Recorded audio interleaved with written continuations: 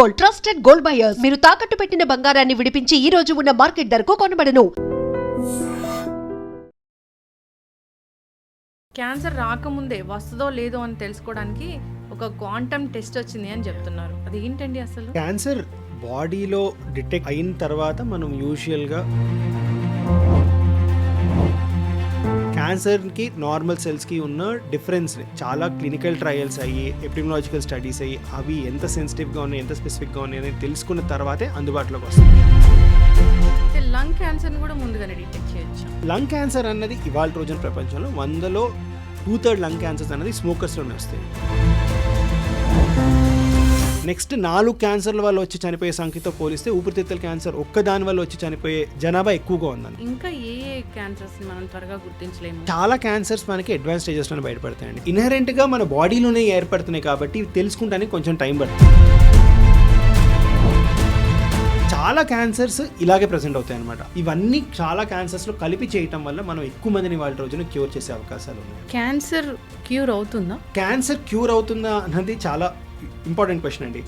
కొన్ని అవయవాల్లో మొదలైన క్యాన్సర్ 4వ దశలో ఉన్న క్యాన్సర్ కూడా ఒక క్రానిక్ డిసీజ్ కింద మారే అవకాశాలు చాలా ఉన్నాయి. Welcome to iDream media.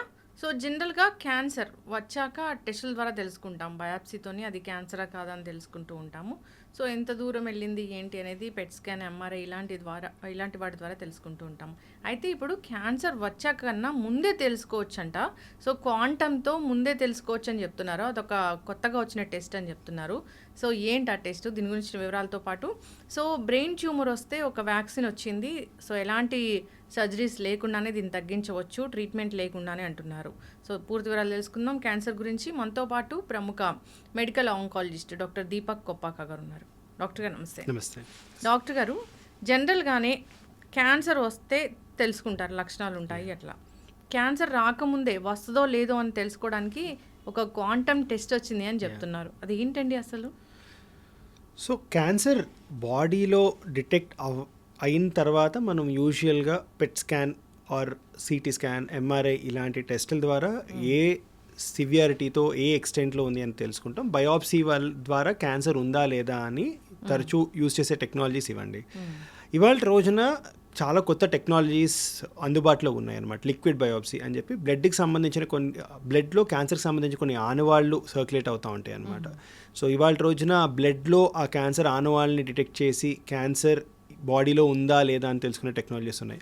అలాగే ఇప్పుడు మీరు చెప్తున్న క్వాంటమ్ బయోసైన్సెస్ అని బెంగళూరు బేస్డ్ ఒక స్టార్టప్ ఉందన్నమాట. సో వాళ్ళు ఏం చేస్తారంటే క్వాంటమ్ టెక్నాలజీ యూజ్ చేసి క్వాంటమ్ డాట్ సెన్సర్స్ యూజ్ చేసి వాళ్ళు ఈ క్యాన్సర్కి నార్మల్ సెల్స్కి ఉన్న డిఫరెన్స్ని వాళ్ళు టెస్ట్ చేయడానికి ట్రై చేస్తున్నారు అనమాట. సో ఇది ఇంకా రీసెర్చ్ దశలోనే ఉంది. వాళ్ళకి ప్రూఫ్ ఆఫ్ కాన్సెప్ట్ స్టడీస్ కొన్ని చేస్తున్నారు. బట్ ఇది యాక్చువల్గా మనకి అందుబాటులోకి రావడానికి, దీని ద్వారా క్యాన్సర్ని ముందు డిటెక్ట్ చేయడానికి ఇంకా చాలా టైం పడుతుందండి. సో ఇవన్నీ ఎలా హెల్ప్ అవుతాయంటే దీంట్లో స్క్రీనింగ్ టెక్నిక్స్ అంటాం అనమాట. సో ఒక స్క్రీనింగ్ టెక్నిక్కి చాలా సెన్సిటివిటీ, స్పెసిఫిసిటీ అని కొన్ని పారామీటర్స్ అవి మీట్ అయ్యి ఫాల్స్ పాజిటివ్స్, ఫాల్స్ నెగిటివ్స్ ఎక్కువగా లేకుండా ఉండే టెక్నాలజీనే మనం రెగ్యులర్ ప్రాక్టీస్లో యూజ్ చేయడం జరుగుతుందన్నమాట. లైక్ ఇప్పుడు బ్రెస్ట్ క్యాన్సర్ కావాలి అనుకోండి, దాంట్లో మ్యామోగ్రామ్ అని యూజ్ చేస్తాం అనమాట. దానికి చాలా హై స్పెసిఫిసిటీ ఉంటుంది. అలాగే గర్భసంచి ముఖద్వారం సర్వైకల్ క్యాన్సర్కి మనం Pap smear, HPV DNA analysis అని టెస్టులు చేసి ఇవి క్యాన్సర్ ఉన్నాయా లేదా ఈ ఆర్గన్స్లో అన్నది మనం గుర్తిస్తాం అనమాట. సో ఆ టెక్నాలజీ యూజ్ చేయడానికి చాలా క్లినికల్ ట్రయల్స్ అయ్యి ఎపిడెమియాలజికల్ స్టడీస్ అయ్యి అవి ఎంత సెన్సిటివ్గా ఉన్నాయి ఎంత స్పెసిఫిక్గా ఉన్నాయి అనేది తెలుసుకున్న తర్వాతే అందుబాటులోకి వస్తాయి అనమాట. సో సిమిలర్గా ఈ క్వాంటమ్ టెక్నాలజీ ఏదైతే వాళ్ళు చెప్తున్నారో ప్రస్తుతానికి అది ఇంకా రీసెర్చ్ దశలోనే ఉంది. అది వ్యాలిడేట్ అయ్యి మన నార్మల్ పబ్లిక్కి అవైలబుల్ అవ్వడానికి ఇంకా చాలా టైం పడుతుంది అనమాట. టెక్నాలజీ కొత్తగా ఉంది, కానీ దీంట్లో ఈ టెస్ట్కి ఉన్న సెన్సిటివిటీ ఎంత, దీనికి ఉండే స్పెసిఫిసిటీ ఎంత, నిజంగా క్యాన్సర్ ఉన్న వాళ్ళలోనే ఇది డిటెక్ట్ చేస్తుందా, క్యాన్సర్ లేకుండా కొన్నిసార్లు బై మిస్టేక్ ఈ టెస్ట్కి ఉన్న ఇన్హెరెంట్ బయాసెస్ ఆర్ ఫ్లాస్ వల్ల వాళ్ళలో కూడా డిటెక్ట్ చేయడం జరుగుతుందా, డిటెక్ట్ చేసిన తర్వాత మనం ముందుకు ఎలా వెళ్ళాలి, ఇలాంటి చాలా ఇన్ఫర్మేషన్ రావాల్సి ఉందండి ఇంకా. సో టెక్నాలజీ ఉంది, కానీ ఈ టెక్నాలజీ ఎంతవరకు మనకి ప్రాక్టీస్కి వైబుల్ అవుతుంది, ఈ టెక్నాలజీకి ఎంత కరెక్ట్ ఆన్సర్ ఇచ్చే ఇది వ్యాలిడిటీ ఉంది అనేది ఇంకా మనం టెస్ట్లోనే ఉన్నాం అనమాట. ఇప్పుడు జనరల్గా ఈ టెస్ట్తో కాకుండా బ్లడ్ టెస్ట్తో కూడా క్యాన్సర్ వస్తో రాదో తెలుసుకోవచ్చా? సో అలాంటి టెస్ట్లు ఆల్రెడీ అందుబాటులో ఉన్నాయండి. ఇప్పుడు యూకేలో చాలా ట్రయల్స్ జరిగాయి అనమాట. ఒక సింపుల్ ఎగ్జాంపుల్ చెప్తాను. యూకేలో ఒక స్టడీ చేశారు. ఒక స్పూటం ద్వారా, ఉమ్ము ద్వారా వాళ్ళు పాలిజెనిక్ రిస్క్ స్కోర్ అని చెప్పేసి ఒక రిస్క్ స్కోర్ క్యాలిక్యులేట్ చేసి ప్రాస్టేట్ క్యాన్సర్ వస్తుందా రాదా అన్న స్టడీ చేశారనమాట. అది న్యూ ఇంగ్లాండ్ జర్నల్ ఆఫ్ మెడిసిన్లో కూడా పబ్లిష్ అయింది. దాంట్లో ఏం చేశారంటే నార్మల్ పబ్లిక్లో ఈ స్పూటం అనాలిసిస్ చేసి పాలిజెనిక్ రిస్క్ స్కోర్ హై ఉన్న వాళ్ళలో ఎంఆర్ఐ తీసి ఎంఆర్ఐ ఆర్ రెగ్యులర్గా మనం యూస్ చేసే పిఎస్ఏ టెస్ట్ని వాళ్ళు చెక్ చేసి వాళ్ళు చూసింది ఏంటంటే పాలిజెనిక్ హై రిస్క్ స్కోర్ ఉన్న వాళ్ళలో ఎంఆర్ఐలో క్యాన్సర్ లేదు, కానీ బయోప్సీలో క్యాన్సర్ డిటెక్ట్ చేసే టెక్నాలజీ ఆ టెస్ట్ ద్వారా తెలిసిందనమాట. అంటే సింపుల్గా ఒక స్పూటం ఉమ్ములో వాళ్ళు ప్రాస్టేట్ గ్రంథిలో క్యాన్సర్ ఉందా లేదా అది ఇంకా ఎంఆర్ఐలో కనిపించిన దశలోనే గుర్తించడం జరిగిందనమాట. సో అలా మనకి బ్లడ్లో కూడా బాడీలో చాలా క్యాన్సర్స్ ఇవాళ రోజున క్యాన్సర్ పెరిగిన తర్వాత అది బ్లడ్ డ్రా చేసుకుంటుంది దాని గ్రోత్కి, దాని ఎగ్జిస్టెన్స్కి. ఆ టైంలో కొన్ని క్యాన్సర్ సంబంధించిన డిఎన్ఏ, క్యాన్సర్ సంబంధించిన కొన్ని కణాలు సర్క్యులేషన్లోకి వెళ్తాయి అన్నమాట. సో ఆ సర్క్యులేషన్లో ఉన్న ఆ సెల్స్ని డిటెక్ట్ చేసి దాని ద్వారా బాడీలో క్యాన్సర్ ఏర్పడిందా అన్నది ఇవాళ రోజున యాక్టివ్ రీసెర్చ్ డొమైన్లో ఉంది. అవి కూడా ఇంకా అందుబాటులో లేవండి, ఇంకా ఇవి స్టడీ రూపంలోనే ఉన్నాయన్నమాట. ఇవి ఇంకా వ్యాలిడేట్ అయ్యి మార్కెట్లోకి వచ్చి మన పేషెంట్స్ జనరల్ పబ్లిక్ అవైలబిలిటీ రావడానికి ఇంకొక 5 to 10 years పట్టే అవకాశాలు ఉన్నాయన్నమాట. బట్ అగైన్ ఈ ప్రతి టెస్ట్కి కొన్ని ఫాల్స్ పాజిటివ్స్ ఉంటాయి. ఎందుకు పాజిటివ్ వస్తుందంటే బాడీలో మనకి వైట్ సెల్స్ ఆర్ బాడీలో ఇమ్యూనిటీకి సంబంధించిన కొన్ని సెల్స్ రెగ్యులర్గా దాంట్లో డిఎన్ఏ చేంజెస్ జరుగుతూ ఉంటాయి అనమాట. ఆ డిఎన్ఏ చేంజెస్ కూడా బ్లడ్ సర్క్యులేషన్లో రావటం, దీన్ని చిప్స్ అంటాం అనమాట. క్లోనల్ హెమటోపాయిసిస్ ఆఫ్ ఇండిటర్మినేట్ సిగ్నిఫికెన్స్ అంటాం అనమాట. ఇలాంటి చిప్స్కి సంబంధించిన కొన్ని ఫాల్స్ డిఎన్ఏస్ వచ్చి అవి కూడా క్యాన్సర్ లాగా మనకి మిమిక్ అవుతాయి అనమాట. సో వీటిని నార్మల్ క్యాన్సర్ని ఇంకెలా డిఫరెన్షియేట్ చేయాలి అన్నది కూడా ఇంకా రీసెర్చ్ దశలోనే ఉంది. సో ఇవన్నీ అహెడ్ ఆఫ్ టైం ఉన్నాయి. ఇవాళ రోజున ఇవి ఉన్నాయి అని చెప్పి మనకు తెలియటం ఇంపార్టెంట్, కానీ ఇవి క్యాన్సర్ని ముందు డిటెక్ట్ చేస్తాయని ఇంకా ఫుల్ ప్రూఫ్ ఎవిడెన్స్ రాలేదు మనకి. క్యాన్సర్ ముందు డిటెక్ట్ చేయడానికి మనం జనరల్గా చేయాల్సిన టెస్టులు కొన్ని ఉన్నాయండి. అంటే ఇప్పుడు బ్రెస్ట్ క్యాన్సర్ ప్రపంచవ్యాప్తంగా, భారతదేశంలో కూడా మోస్ట్ కామన్ క్యాన్సర్ అనమాట. విమెన్లో ఈ బ్రెస్ట్ క్యాన్సర్కి ఆల్రెడీ మ్యామోగ్రామ్ అనే టెస్ట్ అందుబాటులో ఉంది. మనకి అన్ని డయాగ్నోస్టిక్ సెంటర్స్ పెద్ద పెద్ద డయాగ్నోస్టిక్ చైన్స్లో ఆల్రెడీ అందుబాటులో ఉన్నాయి అనమాట. సో 40 years పైబడిన వాళ్ళు ఖచ్చితంగా మ్యామోగ్రామ్ చేయించుకుంటే బ్రెస్ట్లో క్యాన్సర్ ఏర్పడే ముందు ఆల్మోస్ట్ 4 years or 5 years ముందే మనం డిటెక్ట్ చేయొచ్చు అనమాట. సో ఆల్రెడీ అందుబాటులో ఉన్నాయి. అలాగే సర్వైకల్ క్యాన్సర్ ఇంతకుముందు భారతదేశంలో 2013-15 సంవత్సరం ముందు వరకు భారతదేశంలో కామనెస్ట్ క్యాన్సర్ విమెన్లో ఏంటి అంటే సర్వైకల్ క్యాన్సర్ ఆర్ గర్భసంచి ముఖద్వారపు క్యాన్సర్. దానికి కూడా ఆల్రెడీ స్క్రీనింగ్ అందుబాటులో ఉందన్నమాట. ప్యాప్స్మియర్ అంటాం, హెచ్పివి డిఎన్ఏ అనాలిసిస్ అంటాం. ఇవి ఆల్రెడీ అందుబాటులో ఉన్నాయి. దీంట్లో కూడా ఏంటంటే క్యాన్సర్ ఏర్పడే ఆల్మోస్ట్ 5 to 8 years ముందే మనకి డిటెక్ట్ చేసే అవకాశాలు ఉన్నాయన్నమాట.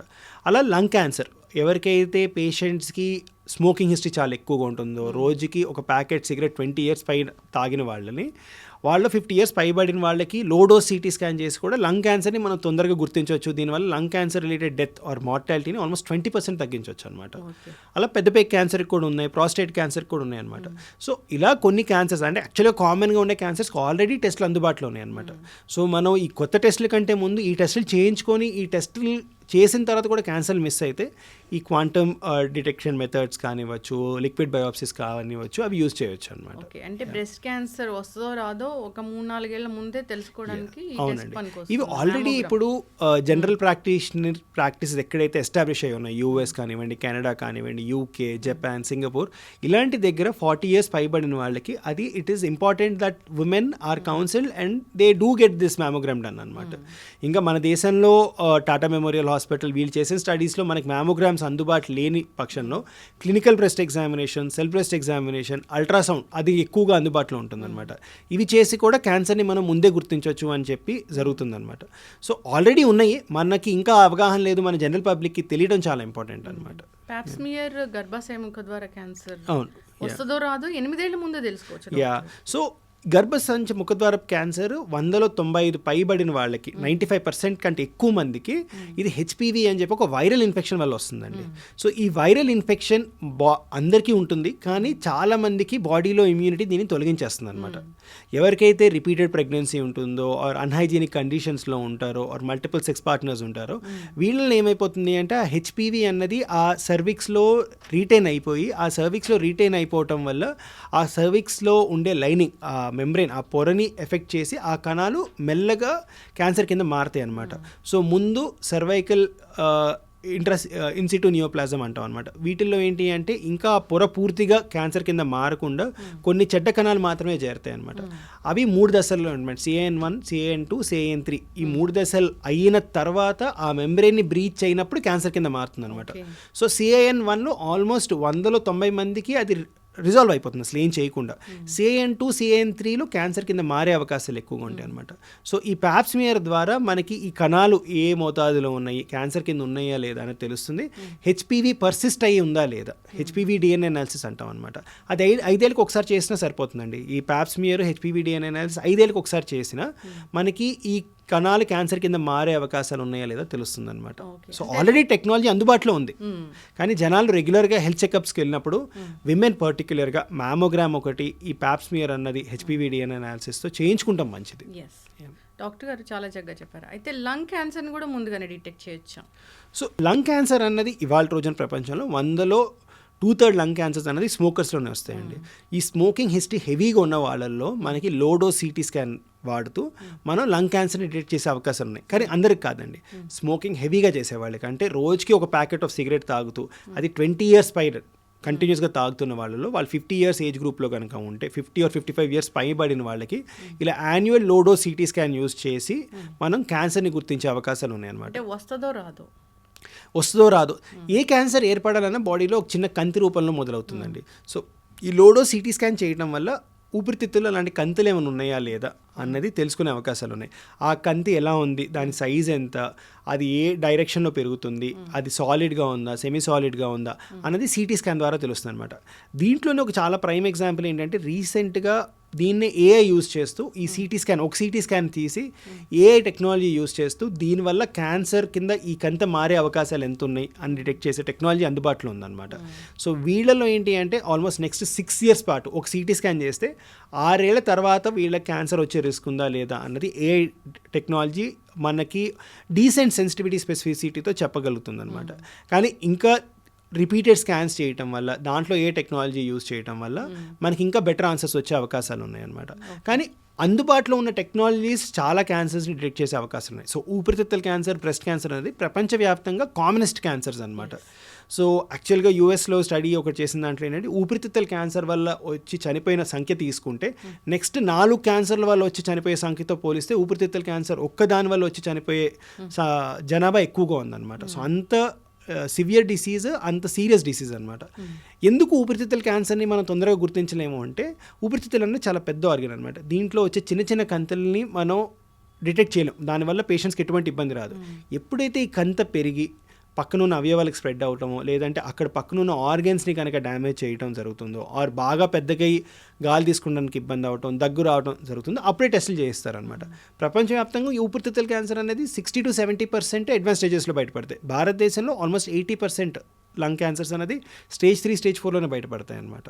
సో అలాంటి పేషెంట్స్లో ప్రాబబ్లీ ఈ AI ఆర్ లిక్విడ్ బయోప్సీస్ కానివ్వండి, క్వాంటమ్ టెక్నాలజీస్ కానీ హెల్ప్ అయ్యే అవకాశాలు ఉన్నాయన్నమాట. ఓకే డాక్టర్ గారు, ఇంకా జనరల్గా ఈ లంగ్ క్యాన్సర్ ఒకటి మనం తొందరగా గుర్తించలేము అంటారు. ఇంకా ఏ క్యాన్సర్స్ని మనం త్వరగా గుర్తించలేము అంటే తయారైంది, ట్యూమర్ ఉంది, అయినా మనకి లక్షణాలు కనపడలేదు అని ఏ ఉంటాయి అసలు? సో యాక్చువల్లీ చాలా క్యాన్సర్స్ మనకి అడ్వాన్స్ స్టేజెస్లో బయటపడతాయండి. సో క్యాన్సర్ అంటే ఏంటి అంటే, క్యాన్సర్ అంటే బాడీలో కొన్ని కణితులు లిమిట్ దాటి పెరగటం, అవి వేరే అవయవాలకు పాగటాన్ని మనం క్యాన్సర్ అంటాం అనమాట.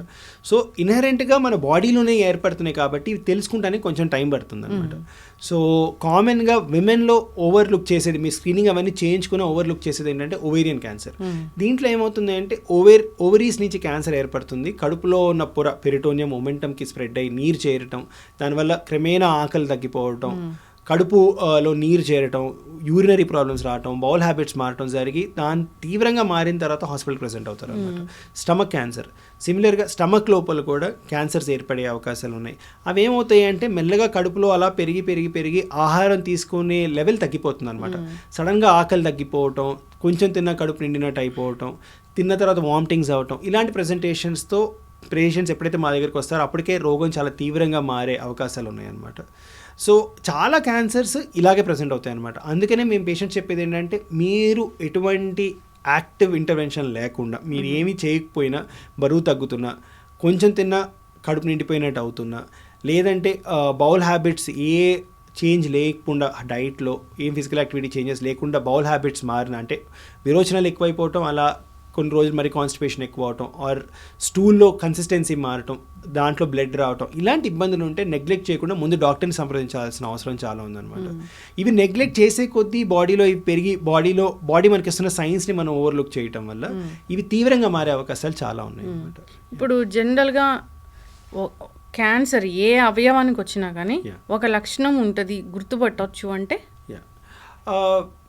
ఒక్కొక్క ఆర్గాన్కి సంబంధించిన ఇబ్బంది అలా ఉంటుందండి. ఇప్పుడు నోట్లో చాలా రోజులు 2-3 వారాలు పైబడి అల్సర్ ఉండదు, హీల్ అవ్వకుండా అది మెల్లగా గట్టిగా అయిపోయి నోరు తెరవడానికి ఇబ్బంది అవ్వటం ఖచ్చితంగా డాక్టర్ని సంప్రదించాల్సిన ఒక ఇండికేషన్ అనమాట. సిమిలర్గా సడన్గా వాయిస్ మారింది, ఏం చేంజ్ లేకుండా, జలుబు దగ్గు లేకుండా వాయిస్ మారింది, ఇది కూడా వెళ్ళి డాక్టర్ని సంప్రదించాల్సిన అవసరం. వాయిస్ మారితే కూడా సడన్గా ఏమీ లేకుండా, జలుబు దగ్గు ఏమీ లేకుండా సడన్గా హోర్స్నెస్ ఆఫ్ వాయిస్ అంటాం అనమాట. ఆ వోకల్ కార్డ్స్కి వచ్చే నరం, లెఫ్ట్ సైడ్ వోకల్ కార్డ్కి వచ్చే నరం ఇక్కడ మొదలై కిందకి వెళ్ళి యూటర్న్ తీసుకొని పైకి వచ్చి ఆ ఆర్గానికి సప్లై చేస్తుంది అనమాట. సో ఊపిరితిత్తుల్లో ఏమైనా ప్రాబ్లం ఉంది, ఆర్ అక్కడ లింఫ్ నోడ్స్ కట్టే, ట్యూబర్క్లోసిస్ వల్ల కూడా అవ్వచ్చు, క్యాన్సర్ అనే కాదు, ట్యూబర్క్లోసిస్ వల్ల కూడా ఇక్కడ లింఫ్ నోడ్స్ ఏర్పడి ఈ నరాన్ని డ్యామేజ్ చేయొచ్చు. సో సడన్గా ఏం ఎక్స్ప్లెనేషన్ లేకుండా వాయిస్ ఎందుకు మారుతుందండి? జలుబు చేసిందంటే అర్థం చేసుకోవచ్చు, ఏమీ లేకుండా వాయిస్ ఎందుకు మారుతుంది? అలాంటివి ఏమైనా ఉంటే నెగ్లెక్ట్ చేయకూడదు. దగ్గు వస్తుంది, 3 వారాలు పైబడి 4 వారాలు పైబడి దగ్గు వస్తుంది, దాంట్లో కళ్ళు పడుతుంది, రక్తం కనిపిస్తుంది, నెగ్లెక్ట్ చేయకూడదు సిమ్టమ్స్ అనమాట. ఏ ఎక్స్ప్రెషన్ లేకుండా ఆకలి తగ్గిపోయింది, వాంతులు అవుతున్నాయి రిపీటెడ్గా, కొంచెం తిన్నా కడుపు నిండినట్టు అవుతుంది, ఖచ్చితంగా డాక్టర్ని సంప్రదించాల్సిన అవసరం. ఇవన్నీ క్యాన్సర్కి లక్షణాలు కాదు, బాడీలో ఏదో ఒక ప్రాబ్లం ఉంది, అల్సర్ అవ్వచ్చు, కడుపు లోపల ఏదో ఒక ప్రాబ్లం, దానికి మేనిఫెస్టేషన్స్ ఇస్తుంది, బాడీ సిగ్నల్స్ ఇస్తుంది, మనం దాన్ని ఓవర్లుక్ చేయకుండా డాక్టర్ని సంప్రదించాల్సిన అవసరం చాలా ఉంది. ఓకే, అయితే లివర్ క్యాన్సర్ని కూడా ముందుగానే డిటెక్ట్ చేయొచ్చా? సో లివర్ క్యాన్సర్ అనేది చాలా ట్రిక్కీ అండి. సో లివర్లో క్యాన్సర్ ఎలా ఏర్పడుతుంది? లివర్కి ఒక ప్రత్యేకమైన నేచర్ ఉంటుందండి. మనం సగం లివర్ తీసేసిన మనిషికి మిగిలిన లివర్ రీజనరేట్ అవుతుంది, అది లివర్కి ఉన్న బేసిక్ ప్రాపర్టీ. కానీ ఈ లివర్కి కాన్స్టెంట్ డ్యామేజెస్ అవుతున్నాయి. ఎలాంటి డ్యామేజెస్? ఆల్కహాల్ తీసుకుంటాం వల్ల. ఆల్కహాల్ అనేది లివరే మెటబలైజ్ చేసి బయటకు పంపించాలన్నమాట. సో ఈ ఆల్కహాల్ తీసుకుంటాం వల్ల లివర్ సెల్స్ ఇంజ్యూర్ అవుతాయి. Or viral infection, hepatitis B, hepatitis C, ఇలాంటి ఇన్ఫెక్షన్ లివర్ లోపల ఉండిపోవటం వల్ల ఈ వైరస్ రిపీటెడ్గా లివర్ని డ్యామేజ్ చేస్తూ ఉంటుంది. అండ్ ఇవాళ రోజున చాలా పెద్ద ప్రాబ్లమ్ ఫ్యాటీ లివర్.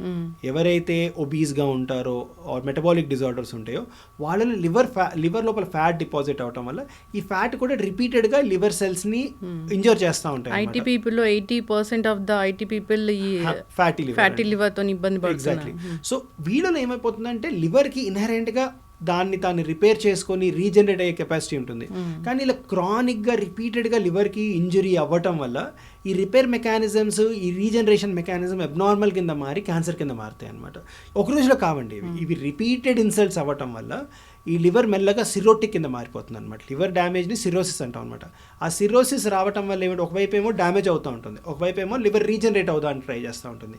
ఈ డ్యామేజ్ రిపేర్ రీజనరేషన్ ప్రాసెస్లో ఎక్కడో మిస్ఫైర్ అయిపోయి కణాలు చెడ్డ కణాల కింద మారి క్యాన్సర్ కింద ఏర్పడతాయి అన్నమాట. సో చాలామంది సిరోసిస్ని నెగ్లెక్ట్ చేస్తారు, క్యాన్సర్ వరకు రారు, అసలు సిరోసిస్ని నెగ్లెక్ట్ చేస్తారు. ఆ సిరోసిస్ క్రమేణా అలా డ్యామేజ్ చేసి చేసి చేసి క్యాన్సర్ కింద మారుతుంది అనమాట. ఇది ఒక రోజులో అయ్యేది కాదు, ఇది చాలా రోజుల పాటు జరిగిన డ్యామేజ్ వల్ల లివర్లో క్యాన్సర్ ఏర్పడుతుంది అనమాట. అది ఏర్పడిన తర్వాత ఏమైపోతుంది, ఒకవైపు లివర్ సిరోసిస్ వల్ల డ్యామేజ్ అవుతుంది, ఇంకొకటి క్యాన్సర్ ఏర్పడటం వల్ల ఉన్న లివర్ లోపల ఉన్న కొన్ని మంచి కణాలు కూడా క్యాన్సర్ కింద మారిపోవటం వల్ల చాలా ఫాస్ట్గా డిటీరియేట్ అవుతారు అనమాట. సో లివర్లో క్యాన్సర్ ఏర్పడి పేషెంట్ ప్రెజెంట్ అయ్యేటప్పటికల్లా చాలా లేట్ స్టేజ్లోనే మనకు తెలుస్తుంది. తొందరగా ఎలా తెలుసుకోవాలంటే రెగ్యులర్గా హెల్త్ స్క్రీనింగ్ చేస్తున్నప్పుడు ఫ్యాటీ లివర్ కానివ్వండి, ఇవాళ రోజున ఫ్యాటీ లివర్కి ఇండికేషన్ లేదు కానీ హెపటైటిస్ బి, హెపటైటిస్ సి పేషెంట్స్కి రెగ్యులర్గా అట్లీస్ట్ 3 to 6 month ఇంటర్వెల్లో అల్ట్రాసౌండ్ చేయించుకొని లివర్లో ఎలాంటి మార్పులు వస్తున్నాయి, సిరోసిస్ ఎలా వర్సన్ అవుతుంది, సిరోసిస్లో నాడ్యూల్స్ ఎలా మారుతున్నాయి అనేది రెగ్యులర్గా చెక్ చేసుకుంటాం. ఆల్రెడీ రికమెండేషన్లో ఉందన్నమాట. కానీ నాష్ ఆర్ ఎవరైతే steato hepatitis, non alcoholic steato hepatitis అంటే ఫ్యాటీ లివర్ వల్ల వచ్చే లివర్ డ్యామేజ్ వాళ్ళకి ఇంకా గైడ్లైన్స్ లేవు, రీసెర్చ్ వెళ్తుంది ఆ డైరెక్షన్లో. వీళ్ళకి కూడా ఎలా స్క్రీన్ చేస్తే మనం క్యాన్సర్ ఏర్పడకుండా లివర్ని కాపాడుకోగలటం అనేది తెలుస్తుంది అనమాట. వీటన్నిటికంటే ముందు అట్లీస్ట్ ఆల్కహాల్ ఇంకా ఫ్యాటీ లివర్ ఇవి మనం అవాయిడ్ చేసి వీటికి దూరంగా ఉంటే మనం లివర్ని కాపాడుకునే వాళ్ళం అవుతాం అనమాట. ఇప్పుడు బ్రెయిన్ ట్యూమర్కి వ్యాక్సిన్ వచ్చింది అని చెప్తున్నారు, అది ఏంటి డాక్టర్ గారు? సో వ్యాక్సిన్స్ అన్నవి క్యాన్సర్లో చాలా రోజుల నుంచి ఆల్రెడీ ఉన్నాయండి. సింపుల్ ఎగ్జాంపుల్ గర్భసంచి ముఖద్వారపు క్యాన్సర్, లివర్ క్యాన్సర్ ఇందాక మనం మాట్లాడుకున్నట్టు ఇవి 2 వైరస్ వల్ల వచ్చే క్యాన్సర్స్ అనమాట. వీటిలో ఆల్రెడీ వ్యాక్సిన్స్ అందుబాటులో ఉన్నాయి. ఇవాళ రోజున Indian government 2 years back bill కూడా పాస్ చేసింది. ఈ వ్యాక్సిన్ మనకి ఇండియన్ ఇమ్యూనైజేషన్ ప్రోగ్రామ్లో ఇంకాపరేట్ చేయాలని. ఈ వ్యాక్సిన్స్ వాడటం వల్ల బాడీలో వైరస్ ఎఫెక్ట్ రాకుండా, దానివల్ల క్యాన్సర్ ఏర్పడకుండా ఆల్రెడీ వ్యాక్సిన్స్ అందుబాటులో ఉన్నాయి. ఇదే టెక్నాలజీని యూస్ చేస్తూ బాడీలో ఆల్రెడీ ఏర్పడిన క్యాన్సర్స్ని వ్యాక్సిన్స్ ద్వారా తొలగించవచ్చా అన్న రీసెర్చ్ యాక్టివ్గా జరుగుతుందండి. చాలా క్యాన్సర్స్లో ఇవి ఆల్రెడీ ప్రాస్టేట్ క్యాన్సర్లో కావచ్చు, లంగ్ క్యాన్సర్లో కావచ్చు, ఇవి వాడటం జరిగింది. ఇవి చాలా సందర్భాల్లో phase 3 క్లినికల్ ట్రయల్స్కి వచ్చేటప్పటికల్లా ఫెయిల్ అయ్యాయి అనమాట. సో వ్యాక్సిన్స్ వల్ల అంత బెనిఫిట్ లేదు అని చెప్పి చాలా క్యాన్సర్స్లో ఆల్రెడీ వాళ్ళు ఎస్టాబ్లిష్ చేశారనమాట. కానీ కొన్ని రకాల క్యాన్సర్స్లో లైక్ బ్లాడర్ క్యాన్సర్ ఇంకా మెలనోమాలో ఈ వ్యాక్సిన్స్ని కొంచెం జెనెటిక్గా మాడిఫై చేసి బయో ఇంజనీరింగ్ టెక్నాలజీ ద్వారా ఈ వ్యాక్సిన్స్ని మాడిఫై చేసి యూజ్ చేయటం వల్ల ఈ క్యాన్సర్స్ తగ్గాయి. సో స్కిన్ లీజన్స్, మెలనోమా అని ఒక స్కిన్ క్యాన్సర్లో స్కిన్ లీజన్ లోపల ఈ వైరల్ వ్యాక్సిన్స్ని ఇంజెక్ట్ చేయటం వల్ల క్యాన్సర్స్ తగ్గటం ఆల్రెడీ చూపించారు. బ్లాడర్ క్యాన్సర్లో కూడా ఇంకా అడ్వాన్స్ స్టేజెస్లో లేకుండా బ్లాడర్లో నాన్ మజిల్ ఇన్వేసివ్ స్టేజ్లో ఉన్నప్పుడు ఈ వ్యాక్సిన్స్ యూజ్ చేయడం వల్ల క్యాన్సర్ తగ్గుతుంది అని చెప్పి ఆల్రెడీ ఎస్టాబ్లిష్ అయ్యారు. కానీ బ్రెయిన్ ట్యూమర్లో ఇది ఇంకా ర్యాట్ ఎక్స్పెరిమెంట్స్లోనే ఉంది అండి. వీళ్ళు ఏం చేశారంటే mRNA వ్యాక్సిన్ యూజ్ చేస్తూ ఈ బ్రెయిన్ ట్యూమర్లో మౌస్లో గ్లయోబ్లాస్టోమా ని ఇండ్యూస్ చేసి ఈ వ్యాక్సిన్ ఇంజెక్ట్ చేసి దాన్ని తగ్గించడం జరిగిందనమాట. సో అది చూసిన తర్వాత హ్యూమన్ ట్రయల్స్లో దాన్ని ఆల్రెడీ ఇంట్రడ్యూస్ చేస్తున్నారు. సిమిలర్గా రష్యాలో కూడా వ్యాక్సిన్స్ యూజ్ చేస్తున్నారని చెప్పారనమాట. సో రష్యన్ వ్యాక్సిన్స్ ఏంటి అంటే ట్యూమర్కి సంబంధించిన కొన్ని యాంటీజెన్స్ని వాళ్ళు ఆర్టిఫిషియల్ ఇంటెలిజెన్స్ ద్వారా ఐడెంటిఫై చేసి దానికి సంబంధించిన టైట్రేటెడ్ mRNA వ్యాక్సిన్స్ యూజ్ చేసి దీనివల్ల క్యాన్సర్ తగ్గుతుంది అన్న ఒక హైపోథసిస్ని వాళ్ళు మళ్ళీ ర్యాట్ ఎక్స్పెరిమెంట్స్, ఈ ప్రీ క్లినికల్ ఎక్స్పెరిమెంట్స్ అంటాం అనమాట, వాటిలో స్టడీ చేశారు. ఇప్పుడు హ్యూమన్ ఎక్స్పెరిమెంట్స్కి వచ్చాయండి. వీటి సక్సెస్ రేట్ ఎలా ఉంటుంది అనేది మనకి హ్యూమన్ క్లినికల్ ట్రయల్స్ అయిన తర్వాత తెలుస్తుంది. ఇవి అందుబాటులో ఉన్నాయా అంటే లేవు. ఎలా అందుబాటులో ఉంటాయి అంటే క్లినికల్ ట్రయల్లో మీరు పార్టిసిపేట్ చేస్తే ఆ క్లినికల్ ట్రయల్ ద్వారా మనకి ఈ మందులు అందుబాటులో ఉన్నాయి తప్ప రెగ్యులర్ యూస్కి ఇంకా ఇవి లేవండి.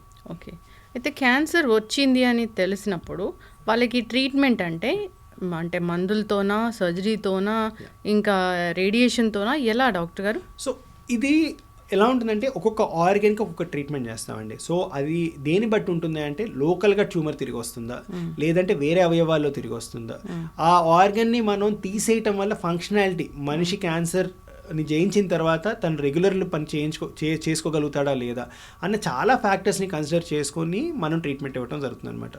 సో చాలా క్యాన్సర్స్ ఏంటంటే లోకల్గా చాలా తీవ్రంగా ఉండటం వల్ల వాళ్ళు సర్జరీ అన్న ఆప్షన్ ప్రిఫర్ చేస్తాం అనమాట. కొంతమందికి ఏమైపోతుందంటే ఇప్పుడు థ్రోట్లో వచ్చే క్యాన్సర్ సర్జరీ చేయాలంటే పేషెంట్కి ఈ ఆర్గన్ తీసేయాలి, దానివల్ల మాట రావడానికి ఉండదు, పేషెంట్ ఆహారం తీసుకోవడానికి కష్టం అవుతుంది. సో వీటిలో ఆర్గన్ ప్రిజర్వేషన్ స్ట్రాటజీస్ యూజ్ చేయటం, వీళ్ళలో రేడియేషన్ యూజ్ చేయడం చాలా కామన్గా చేస్తాం అనమాట. లైక్ సర్విక్స్, గర్భసంచి ముఖద్వారపు క్యాన్సర్ కానివ్వండి, వీటిల్లో ఆర్గన్ ప్రిజర్వ్ చేయడం కోసం మనం రేడియేషన్ అనే టెక్నాలజీ వాడతాం. సర్జరీ, రేడియేషన్ ఈ రెండు టెక్నిక్స్ ఏంటంటే లోకల్గా ట్యూమర్ని బాగా కంట్రోల్ చేస్తాయి అనమాట. కానీ ట్యూమర్కి ఉన్న ఇంకొక లక్షణం ఏంటంటే పాకటం, వేరే అవయవాలకు వెళ్ళే అవకాశాలు ఉంటాయి అనమాట. వాటిని కంట్రోల్ చేయడం కోసం కీమోథెరపీ, టార్గెటెడ్ థెరపీ, ఇమ్యూనోథెరపీ లాంటి ట్రీట్మెంట్స్ యూజ్ చేయడం జరుగుతుంది అనమాట. ఇవన్నీ చాలా క్యాన్సర్స్లో కలిపి చేయటం వల్ల మనం ఎక్కువ మందిని వాళ్ళ రోజున క్యూర్ చేసే అవకాశాలు ఉన్నాయి అన్నమాట. ఓకే, క్యాన్సర్ క్యూర్ అవుతుందా? సో క్యాన్సర్ క్యూర్ అవుతుందా అన్నది చాలా ఇంపార్టెంట్ క్వశ్చన్ అండి. క్యాన్సర్ ఎప్పుడు క్యూర్ అవుతుంది? సో ఒకటి, క్యాన్సర్ ఏ అవయవంలో మొదలైంది. కొన్ని అవయవాల్లో మొదలైన క్యాన్సర్ 4వ దశలో ఉన్న క్యూర్ అయ్యే అవకాశాలు ఉన్నాయి. లైక్ లింఫోమాస్, కొన్ని రకాల టెస్టిక్యులర్ ట్యూమర్స్, ఇలాంటివి అడ్వాన్స్ స్టేజ్లో ఉన్న క్యూర్ అయ్యే అవకాశాలు ఉన్నాయి అన్నమాట.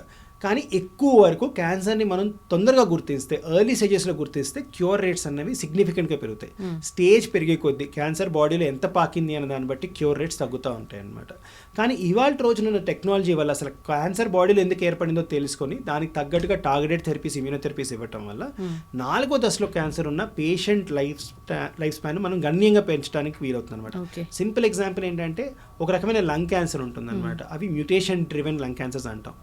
వాళ్ళలో జను మార్పిడి రావటం వల్ల, ఆల్క్ అని ఒక జను మార్పిడి రావటం వల్ల క్యాన్సర్ ఏర్పడుతుంది. వీళ్ళలో జస్ట్ ఒక ట్యాబ్లెట్ యూజ్ చేయడం వల్ల పేషెంట్ లైఫ్ స్పాన్ ఆ ట్యాబ్లెట్ మీద ఆల్మోస్ట్ 7-8 years ఉంటుంది.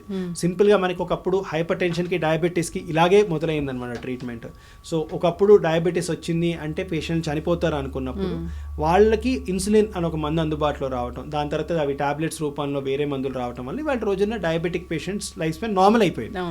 క్యాన్సర్ కూడా రాను వాళ్ళ రోజున టెక్నాలజీస్ కరెక్ట్గా డెవలప్ అవుతుంటే, ఇప్పుడున్న టెక్నాలజీ కన్నా కరెక్ట్ ట్రెజెక్టరీలో వెళ్తే మాత్రం క్యాన్సర్ కూడా ఒక క్రానిక్ డిసీజ్ కింద మారే అవకాశాలు చాలా ఉన్నాయి. అవి అడ్వాన్స్ స్టేజ్లో డయాగ్నోస్ అయితే. అదే ఎర్లీ స్టేజెస్లో డయాగ్నోస్ అయితే చాలా తక్కువ ట్రీట్మెంట్స్తో, అంటే ఒక 3 to 6 months ట్రీట్మెంట్స్తోనే మనం పూర్తిగా క్యూర్ చేసే అవకాశాలు ఉన్నాయన్నమాట. ఓకే, ఒకసారి క్యాన్సర్ వచ్చింది, ఒక ఆర్గాన్కి క్యాన్సర్ వచ్చింది, ట్రీట్మెంట్ తీసుకున్నారు, తగ్గిపోయింది, మళ్ళీ వచ్చే అవకాశం ఉంటుందా? సో మళ్ళీ వచ్చే అవకాశాలు ఉంటాయండి. అది ఏ స్టేజ్లో డయాగ్నైజ్ అయింది అన్న దాన్ని బట్టి తిరిగి వచ్చే అవకాశాలు ఏంటి అనేది తెలుస్తుంది అనమాట. అడ్వాన్స్ స్టేజ్లో డయాగ్నైజ్ అయితే తిరిగి వచ్చే అవకాశాలు పెరుగుతాయి. ఎర్లీ స్టేజ్లో డయాగ్నైజ్ అయితే తిరిగి వచ్చే అవకాశాలు తక్కువగా ఉంటాయి అనమాట. చాలా మంది పేషెంట్స్ మమ్మల్ని అడిగేది తిరిగి రాకుండా మేము ఏం చేయాలి. సో వీటికి ఏంటి అంటే ఖచ్చితంగా ట్రీట్మెంట్ అయిపోయింది అన్నంత మాత్రాన డాక్టర్ దగ్గరికి వెళ్ళకూడదని కాదండి. రెగ్యులర్ పీరియాడికల్ ఇంటర్వెల్స్లో డాక్టర్ దగ్గరికి వెళ్తే తిరిగి వస్తుందా రావట్లేదా అన్నది తొందరగా డయాగ్నోస్ చేసే అవకాశాలు ఉన్నాయన్నమాట. తొందరగా డయాగ్నోస్ చేస్తే మళ్ళీ క్యూరేటివ్ ట్రీట్మెంట్ ఇంట్రడ్యూస్ చేసి మళ్ళీ క్యాన్సర్ని బాడీలో వేరే అవయవాలకు స్ప్రెడ్ అవ్వకముందే మనం తీసే అవకాశాలు చాలా ఉన్నాయన్నమాట. రీసెంట్గా ఒక నెల కిందట NEJMలో ఇంకొక ఆర్టికల్ వచ్చిందండి. Colon cancer patient surgery chemotherapy అయిపోయిన వాళ్ళలో ఫిజికల్గా యాక్టివ్గా ఉండటం, ఒక 2 years పాటు ఒక స్ట్రక్చర్డ్ ఫిజికల్ యాక్టివిటీ ప్రోగ్రామ్లో పేషెంట్స్ ఎన్రోల్ చేశారు. కొంతమందికి రెగ్యులర్గా లైఫ్ స్టైల్ లీడ్ చేయమని చెప్పారు అనమాట. ఎవరైతే స్ట్రక్చర్డ్ ఫిజికల్ యాక్టివిటీ చేశారో వాళ్ళలో క్యాన్సర్ రికరెన్స్ రిస్క్ ఆల్మోస్ట్ 30% తగ్గుతుందన్నమాట. సో ట్రీట్మెంట్ అయిపోయిన తర్వాత దిస్ ఇస్ అన్ ఆపర్చునిటీ పేషెంట్స్కి కూడా ఇప్పుడు హెల్దీ లైఫ్ స్టైల్ లీడ్ చేయడానికి, అంటే మంచి ఫుడ్ తీసుకుంటూ రెగ్యులర్గా ఫిజికల్ యాక్టివిటీ మీద ఫోకస్ చేస్తూ ఆల్కహాల్, స్మోకింగ్ లాంటి సబ్స్టెన్స్ అబ్యూస్కి దూరంగా ఉంటే మనం క్యాన్సర్ రికరెన్స్ రిస్క్ని గణనీయంగా తగ్గించుకోవచ్చు అనమాట. సో ఆల్మోస్ట్ ఒక ట్రీట్మెంట్ ఇవ్వటం వల్ల క్యాన్సర్ రిస్క్ 30% తగ్గుతుంది. ఆ ట్రీట్మెంట్ లాంటి అవసరాలు ఏమీ లేకుండా రెగ్యులర్గా ఫిజికల్గా యాక్టివ్గా ఉంటేనే క్యాన్సర్ రిస్క్ 30% తగ్గడం అనేది ఫినామినల్ అండి. ఫర్ ద ఫస్ట్ టైం ఇది ప్రూవ్ అయింది అనమాట క్లినికల్ ట్రయల్ ద్వారా, phase 3 క్లినికల్ ట్రయల్ ద్వారా ఇది ప్రూవ్ అయింది. సో క్యాన్సర్ ట్రీట్మెంట్ అయిపోయిన తర్వాత హెల్దీ లైఫ్ స్టైల్కి ఎంత తొందరగా వెళ్తే అంత మంచిది. ఆ హెల్దీ లైఫ్ స్టైల్ని కన్సిస్టెంట్గా పాటిస్తూ ఉంటే మన క్యాన్సర్ తిరిగి వచ్చే అవకాశాలు గణనీయంగా తగ్గుతాయి. ఎట్లా ఉంటుంది డాక్టర్ గారు హెల్దీ లైఫ్ స్టైల్ అంటే? సో హెల్దీ లైఫ్ స్టైల్ అంటే first it starts with diet అండి. సో మళ్ళీ చాలా క్యాన్సర్స్లో మనకు తెలిసింది ఏంటి అంటే రెడ్ మీట్ అవాయిడ్ చేయాలి, ఫైబర్ కంటైనింగ్ డైట్ ఎక్కువగా తీసుకోవాలి, వెజిటబుల్స్ ఎక్కువగా తీసుకోవాలి, కార్బ్ రెస్ట్రిక్షన్ ఉండాలి, అండ్ హై ప్రోటీన్ డైట్ తీసుకోవాలి. ఇలాంటిది చాలా చాలా ఇంపార్టెంట్ అనమాట. అండ్ సబ్స్టెన్స్ అబ్యూస్కి, ఆల్కహాల్కి కానీ సిగరెట్కి కానీ it's better that they totally avoid after this. దీనికి హెల్ప్ తీసుకోవడం చాలా అవసరం అనమాట. నెక్స్ట్ వచ్చేసి physical activity. So structured physical activity. So ఇప్పుడే క్యాన్సర్ ట్రీట్మెంట్ అయిపోయిన పేషెంట్స్కి రేపు మీరు 10,000 steps స్టార్ట్ చేయాలంటే వాళ్ళ వల్ల కాదు. వాళ్ళు ఇంకా ట్రీట్మెంట్ రిలేటెడ్ సైడ్ ఎఫెక్ట్స్ నుంచి రికవర్ అవుతూ ఉంటారు అనమాట. సో వాళ్ళకి light or mild physical activity చేయడం చాలా ఇంపార్టెంట్ అనమాట. క్రమేణా ఒక 2-3 months తర్వాత ఫిజికల్ యాక్టివిటీ నుంచి light or moderate mild physical activity అంటే రోజు ఇంట్లో చేసే పనులు చేయటం, బేసిక్ కుకింగ్ చేయటము, కొంచెం డస్టింగ్ చేయటము, కొంచెం వాక్ చేయటము, అంటే చెమట పట్టకుండా ఫాస్ట్గా మాట్లాడుతూ చేయగలిగిన పనులని మనం light or mild physical activity అంటాం అనమాట. ఇది చేస్తూ ఒక 2-3 months తర్వాత మోడరేట్ ఫిజికల్ యాక్టివిటీకి రావడం ఇంపార్టెంట్ అనమాట. మోడరేట్ ఫిజికల్ యాక్టివిటీ అంటే బ్రిస్క్ వాక్ చేయటం, అట్లీస్ట్ ఒక 45 minutes to 1 hour brisk walk చేయటం. అంటే చెమట లాస్ట్ చేసే కొద్దీ పట్టే దాన్ని మనం మోడరేట్ ఫిజికల్ యాక్టివిటీ అంటాం అనమాట. ఆర్ మాట్లాడుతూ చేయగలిగిన యాక్టివిటీ, కానీ గట్టిగా మాట్లాడలేము ఆర్ పాట పాడలేము, ఆ ఎక్స్టెంట్ ఆఫ్ ఫిజికల్ యాక్టివిటీని మోడరేట్ అంటాం అనమాట. ఈ మోడరేట్ ఫిజికల్ యాక్టివిటీ అనేది వారానికి కనీసం 150 to 300 minutes చేయాలి. అంటే 150 to 300 minutes of moderate physical activity every week చేయటం వల్ల మన బాడీ అడాప్ట్ అవుతుంది, బాడీలో ఇమ్యూన్ మెకానిజమ్స్ బెటర్గా అవుతాయి, హార్మోనల్ ఇంబ్యాలెన్స్ సెటిల్ అవ్వడం వల్ల క్యాన్సర్ రిస్క్ తగ్గుతుంది అనమాట. ఒకసారి ఈ లెవెల్కి వచ్చిన తర్వాత ఇంకా మీరు చేయగలుగుతాము, మాలో శక్తి ఉంది, వీఆర్ ఫిజికలీ ఫిట్ అనిపిస్తే విగరస్ ఫిజికల్ యాక్టివిటీకి వెళ్తాం ఇంపార్టెంట్. విగరస్ ఫిజికల్ యాక్టివిటీ అనేది వారానికి 75 minutes to 150 minutes చేస్తే సరిపోతుంది అనమాట. చక్కగా చెప్పారు డాక్టర్ గారు. క్యాన్సర్ వచ్చి తగ్గిన తర్వాత అయితే వాళ్ళకి మానసికంగా దృఢంగా లేము అనే ఫీలింగ్ అనేది ఉంటుంది. అంటే మళ్ళీ వస్తుందేమోనని భయము. అంటే మీరు ఒక మెడికల్ ఆంకాలజిస్ట్గా మందులు ఇచ్చి క్యాన్సర్ తగ్గించడం వరకే చెప్తారా? అంటే మీరు మెంటల్గా ఇలా ఉండాలి, స్టేబుల్గా ఉండాలి, స్ట్రాంగ్గా ఉండాలి, అది కూడా చెప్తారా? సో మెడికల్ ఆంకాలజిస్ట్ అంటే యాక్చువల్గా పేషెంట్స్ ట్రీట్మెంట్స్ అయిపోయిన తర్వాత ఫాలోఅప్ కూడా మా కిందే ఉంటారండి, because physicians by profession. So వాళ్ళందరికీ చెప్పేది ఏంటంటే ట్రీట్మెంట్ ఒక భాగం, చాలా ఇంపార్టెంట్ భాగం వాళ్ళ లైఫ్లో. అని ఒకసారి ట్రీట్మెంట్ అయిపోయిన తర్వాత క్యాన్సర్ తిరిగి వస్తుందా రాదా అన్న రోజువారీ భయంతో వాళ్ళు ఉండటం చాలా it's not good for their health. And ఓవరాల్గా దీనివల్ల బాడీ ఇమ్యూనిటీ మీద కూడా ఎఫెక్ట్ పడుతుంది అనమాట. వాళ్ళకి ఇంతకుముందు మేము పెద్ద చెప్పడానికి ఆప్షన్స్ ఉండేవి కాదు. ఇవాళ రోజున ఎవిడెన్స్ కూడా ఉండటం వల్ల వీళ్ళకి చెప్తుంది ఏంటి అంటే క్యాన్సర్ ట్రీట్మెంట్ అయిపోయింది అంటే ఒక మేజర్ హర్డిల్ని వాళ్ళు క్రాస్ చేశారు. కానీ దీని తర్వాత ఈ ఆపర్చునిటీని వాళ్ళు తీసుకొని హెల్తీ లైఫ్ స్టైల్ వైపు వెళ్తే క్యాన్సర్ రిస్క్ తగ్గుతుంది అని చెప్పి. సో వాళ్ళకు కూడా ఏంటి అంటే ఇంత ట్రీట్మెంట్ నాకు మా ఇంట్లో వాళ్ళు తీసుకొచ్చి ఇప్పించారు, ఈ డాక్టర్స్ ఇచ్చారు, నర్సెస్ ఇచ్చారు, కానీ మేము పార్టిసిపేట్ ఎంత చేయగలిగాము దీంట్లోనే ట్రీట్మెంట్ తట్టుకుంటాం వల్లే మా పార్టిసిపేషన్ అటు ఉంటుంది అనమాట. కానీ ఒకసారి ట్రీట్మెంట్ అంతా అయిపోయిన తర్వాత వాళ్ళని ఎడ్యుకేట్ చేసి ట్రీట్మెంట్ అయిపోయిన తర్వాత ఇప్పుడు మీరు యాక్టివ్గా పార్టిసిపేట్ చేయాలి మీ రికవరీలో, ఇప్పుడు మీరు యాక్టివ్గా క్యాన్సర్ తిరిగి రాకుండా పార్టిసిపేట్ చేయాలి, దానికి ఒక స్ట్రక్చర్ ఉంది, దానికి ఇవి స్టెప్స్ మీరు ఫాలో అవ్వాలి, వచ్చిన 3 month ఇంటర్వెల్లో ఈ స్టెప్స్లో వాళ్ళు ఎంతవరకు ఫాలో చేశారు, ఏమేమి చేయలేకపోయారు, ఎందుకు చేయలేకపోయారు, దానికి ఏమైనా సైకలాజికల్ కౌన్సిలింగ్ కావాలా, లేదంటే డైటీషియన్ ఒపీనియన్, ఎటువంటి డైట్ వాళ్ళకి కస్టమైజ్ చేసి ఇవ్వాలి, అలాగే వాళ్ళు ఎలాంటి స్ట్రక్చర్డ్ ఎక్సర్సైజ్ చేస్తున్నారు, దాంట్లో వాళ్ళకి వస్తున్న ఇబ్బంది ఏంటి అనేది ఒక లెందీ డిస్కషన్ ఉంటుందండి. ఇది చేయటం వల్ల పేషెంట్స్కి కూడా యాక్టివ్ పార్టిసిపేషన్ ఉంటుంది, వాళ్ళకు కూడా ఆ డెలిగేట్ అవుతున్నాము, మా ట్రీట్మెంట్ అయిపోయిన తర్వాత మా క్యాన్సర్ రాకుండా మేము యాక్టివ్గా ఫోకస్ చేస్తున్నాం నమ్మకం రావటం వల్ల పేషెంట్స్కి ఒక 3 months or 6 months into this process they start believing that they can overcome this disease. So అది టైం పడుతుంది, కానీ ఇట్స్ అ జర్నీ అండి టు బీ దేర్. ఎస్. అయితే డాక్టర్ గారు క్యాన్సర్ వచ్చిందని బయటికి చెప్పుకోవడానికి భయపడుతూ ఉంటారు. ఆ ట్రీట్మెంట్ అనేది కూడా ఇప్పుడు ఏమైనా అడ్వాన్స్ ట్రీట్మెంట్ వచ్చిందా, అంటే జుట్టు రాలిపోతుంది, ఇంకా కాల్ చేస్తారు అట్లాగా అలా ఉంటుంది. భయాలు చాలా ఉంటాయండి, కానీ యాక్చువల్గా ఈ జుట్టు రాలిపోవడం అనేది కూడా చాలా ట్రాన్సియంట్గా జరుగుతుంది. పేషెంట్స్కి అది అయిపోయిన తర్వాత ఒక 3 to 6 months తర్వాత జుట్టు వచ్చేస్తుంది. కానీ ఇవాళ రోజున కొన్ని రకాల కీమోథెరపీస్కి అసలు జుట్టు రాలట్లేదు, అలాగే టార్గెటెడ్ థెరపీస్, ఇమ్యూనోథెరపీస్ అసలు జుట్టు రాలటం అనేది జరగదు అనమాట. రేడియేషన్ అనగానే కూడా భయపడతారు, కాల్ చేస్తారా ఏంటి అనేది. రేడియేషన్ అనేది ఇచ్చే అవయవం బట్టి అండి, బ్రెస్ట్కి కానీ గర్భసంచి ముఖద్వారం కానీ వాళ్ళ రోజున అడ్వాన్స్ రేడియేషన్స్ వల్ల చాలా మినిమల్ సైడ్ ఎఫెక్ట్స్ వస్తున్నాయి. అసలు పేషెంట్స్ తెలియని కూడా తెలియదు వాళ్ళకి అంత ట్రీట్మెంట్ ఇస్తున్నారు అని చెప్పేసి. సో టెక్నాలజీ మనకి వాళ్ళ రోజున ఉన్న అడ్వాన్స్ టెక్నాలజీస్ వల్ల ఈ సైడ్ ఎఫెక్ట్స్ కూడా గణనీయంగా తగ్గాయి అనమాట. సో భయపడాల్సిన అవసరం లేదు, సైడ్ ఎఫెక్ట్స్ మేనేజ్మెంట్ బెటర్గా ఉన్నాయి, సైడ్ ఎఫెక్ట్స్ రాకుండా కూడా ఇవాళ రోజున చాలా ప్రియంటివ్ ట్రీట్మెంట్స్ ఉన్నాయి.